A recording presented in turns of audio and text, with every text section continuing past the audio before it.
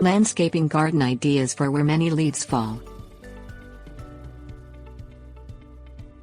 Nothing means the fall season has arrived like the red, orange and yellow hues that color the deciduous trees and shrubs in the landscape.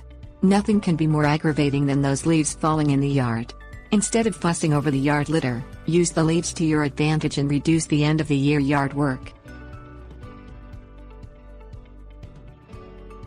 Natural garden. Before you drag out the snowblower or rake up all those leaves, consider building a natural garden. Woodland plants that are accustomed to shade and moist conditions work well under trees. The shallow roots do not compete with the roots of the trees, and the falling leaves act as a natural mulch for the plants. Consider using plants like Solomon's seal Polygonum spp. Or maidenhair fern Adiantum pedatum, which both grow in U.S. Department of Agriculture plant hardiness zones 3 through 9. Add white blooms with black cohosh Simicifiga racemosa or lavender color with bellflowers Campanula spp. Both plants grow in zones 3 through 8. Perennial gardens. An annual garden under the trees could disturb the shallow root systems of deciduous trees.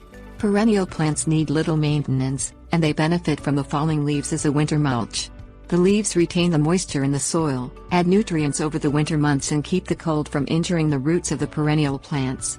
Use early spring bulbs in the area so the bulb grows, blooms and gathers enough sunlight for healthy development before the overhead trees leaf out in the spring. Hidden compost bin. The shade from a leafy tree is suitable for a rest area on a hot, summer day. Try making a small nook under the trees where lots of leaves fall. Install a trellis behind a garden bench. Put a compost bin behind the trellis so the bin is out of sight. Once the leaves fall to the ground, place them in the compost bin that is conveniently placed in the area but hidden from view. Do's and don'ts.